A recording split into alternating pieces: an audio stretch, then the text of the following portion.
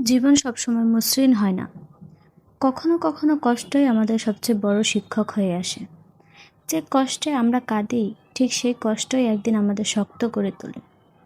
সময়ের সঙ্গে বুঝতে পারি, কিছু হারানোই ছিল নিজের খোঁজ পাওয়ার শুরু।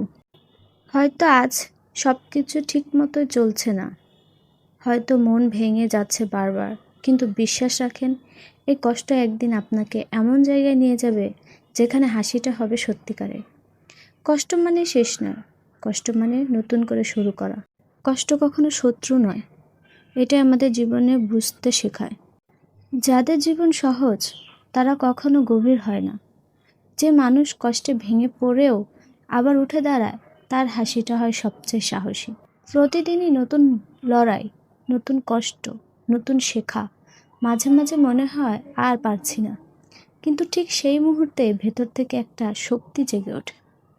জীবন আসলেই থেমে যাওয়ার নাম নয়। জীবন মানে পড়ে গিয়েও আবার হাঁটা শেখা। জীবনের কষ্টগুলো একদিন গল্প হয়ে যায়, কিন্তু তখনই হয় যখন তুমি হাল না ছেড়ে এগিয়ে যাও। আজ যে ব্যথাটা সহ্য করছো, কাল সেটাই তোমার গর্বের চিহ্ন হবে। তাই কষ্টকে ভয় পেও না, তাকে আলিঙ্গন করো, কারণ সেই তোমাকে গড়ে তুলেছে।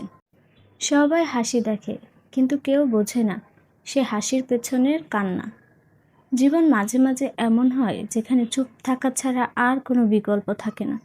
কিন্তু মনে রাখো, নীরবতা ভেতরে সবচেয়ে গভীর শক্তি লুকিয়ে থাকে।